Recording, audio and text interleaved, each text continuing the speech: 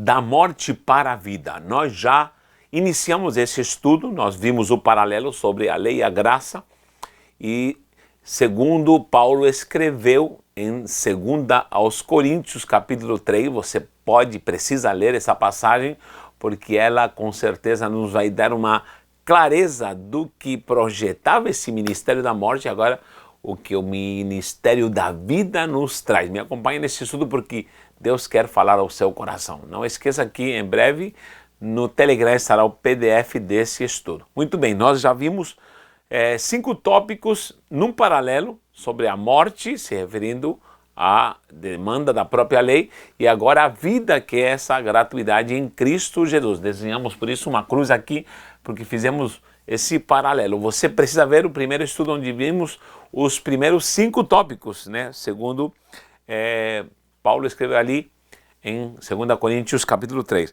Ele chama de letra mata, agora na graça o Espírito vivifica, é o primeiro tópico. O segundo é ministério da morte, agora é chamado ministério do Espírito. Ponto 3, gravado em letras de pedra, literalmente agora é na graça gravada, essa lei gravada no coração, a vontade do Senhor, os preceitos do Senhor.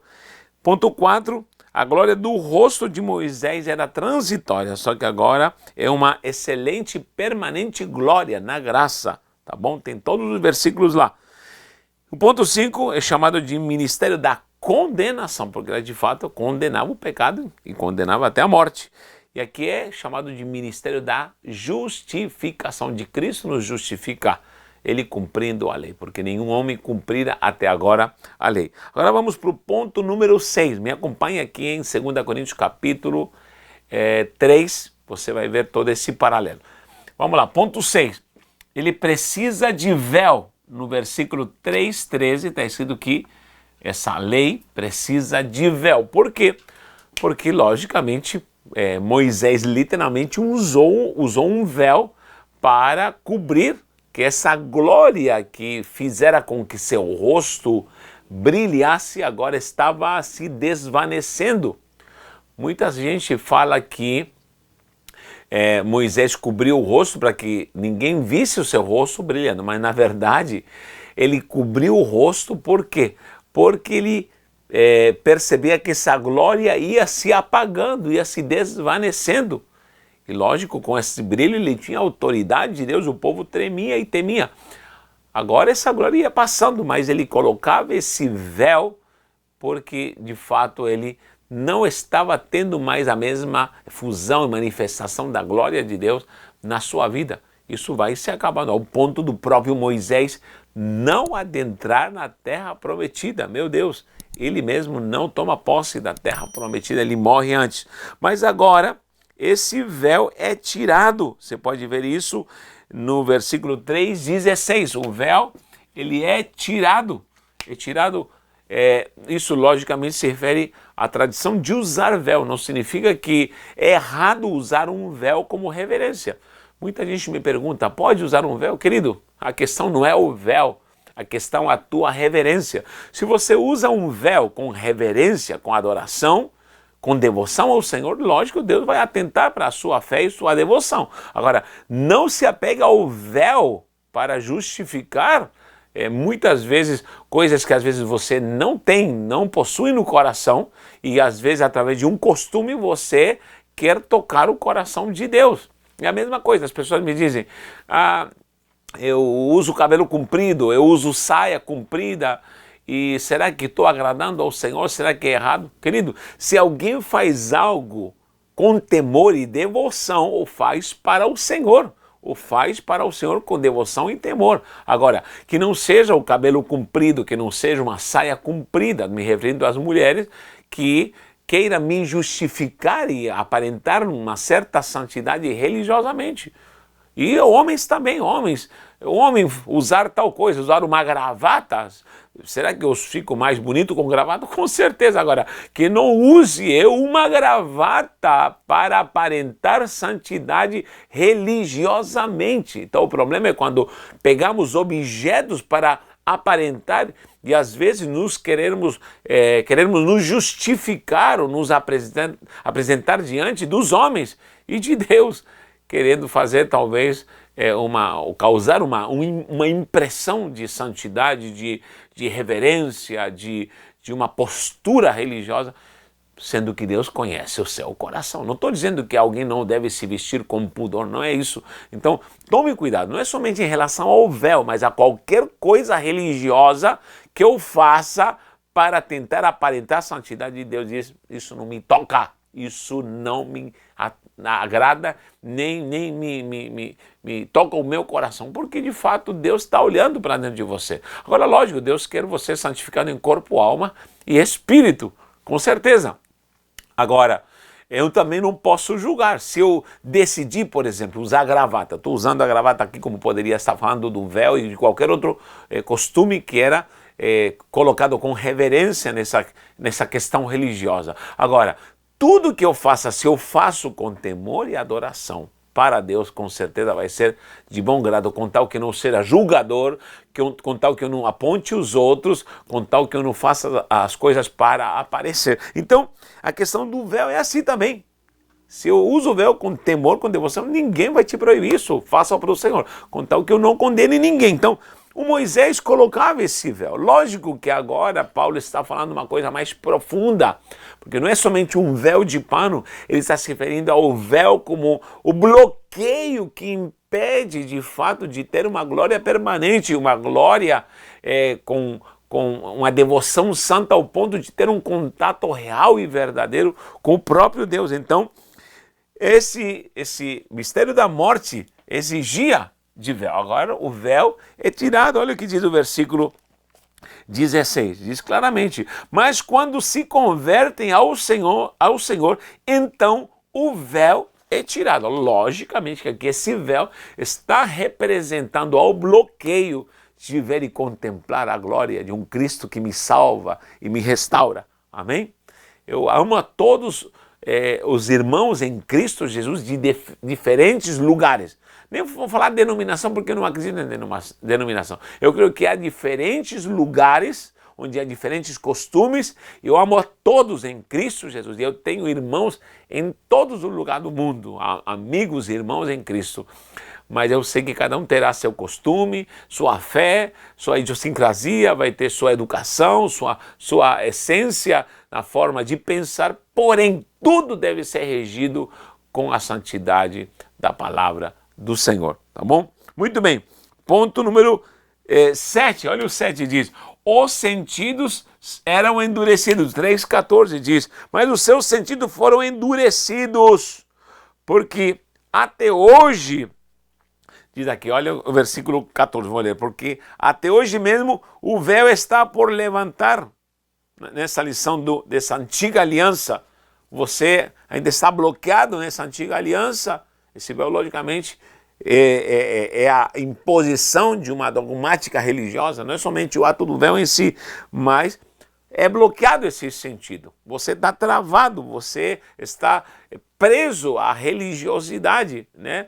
Não somente a questão de costume em vestimentas, mas em atos, por exemplo, na lei, quando se trazia um macho cabrio, quando alguém trazia um macho cabrio, quando alguém apresentava um boi, degolava, pronto, todo mundo olhava e falava: meu Deus, essa pessoa vai ser muito abençoada porque está trazendo um boi, porque está trazendo um macho cabrio, enfim, um cordeiro, ou fazendo um sacrifício.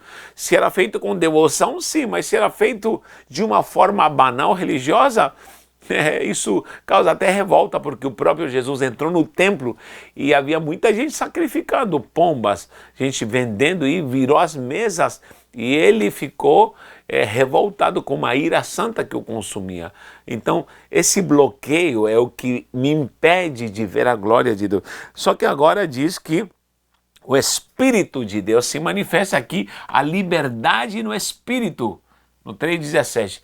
Antigamente havia um bloqueio, só que agora eu tenho a liberdade no Espírito de Deus. E onde está o Espírito, ali de fato haverá liberdade, liberalidade, pelo poder do Espírito operando em minha vida. Lógico que essa liberdade não me dá o direito de pecar e fazer coisas que não agradam ao Senhor. Eu preciso viver essa liberdade em Cristo Jesus. Sabe quando eu vejo liberdade espiritual? É quando não há discriminações, não há limitações no sentido de amor fraternal. Por exemplo, já que falei em denominação. Há pessoas que são de diferentes denominações e se apegam tanto a isso, e essa questão denominacional é tão maligna às vezes, que as pessoas não se saúdam, as pessoas não têm comunhão, proíbem os outros de estarem em comunhão. Por quê? Porque não acreditam que haverá pessoas de outros lugares que podem ser do rebanho de Cristo Jesus. Então, eu preciso ter liberdade no Espírito, liberdade para amar, liberdade para entender pessoas. É lógico que pecado sempre vai ser pecado e nós não vamos aceitar o pecado, mas temos liberdade em Cristo Jesus, liberdade para estarmos na gratuidade ao mesmo tempo, em liberdade, em amor, pela graça de Deus, servi-lo para a glória do Senhor. Tá bom? Então, nós temos agora liberdade no Espírito. Na antiga aliança, assim é chamada, no ministério dessa morte, dessa lei condenatória, temos aqui esse termo, antiga aliança, porque de fato Deus fez uma aliança que passou. Eu não posso voltar a preceitos da antiga aliança. Eu não posso me fiar de atos isolados, de costumes da antiga aliança, porque senão vou ter que voltar a matar cordeiro, vou ter que voltar a fazer holocausto, vou ter que voltar a derramar sangue, vou anular o sacrifício de Cristo. Então, isso já passou, é algo antigo. Embora tudo isso tenha um conteúdo moral e ético e santo, agora eu não me devo guardar no praticar o costume, eu devo me guiar em guardar o propósito espiritual, moral daquilo que Deus quer de fato ensinar através desses costumes. Eu não faço mais parte desses costumes ritualísticos da lei, né? Que fazem parte de uma antiga aliança. Agora eu tenho um novo pacto, a Brit Hadashah, a nova aliança que é em Cristo, onde Jesus derrama o próprio sangue e nos liberta dos costumes. Porém a moral continua, a essência continua, a virtude continua. Em tudo que ele ensinou havia um propósito santo e glorioso. Eu conheço gente, por exemplo, gente que não conhece Cristo e tem um amuleto da sorte, tem uma pedrinha, tem algo que guarda, que o pai deixou, que o avô deixou, sei lá.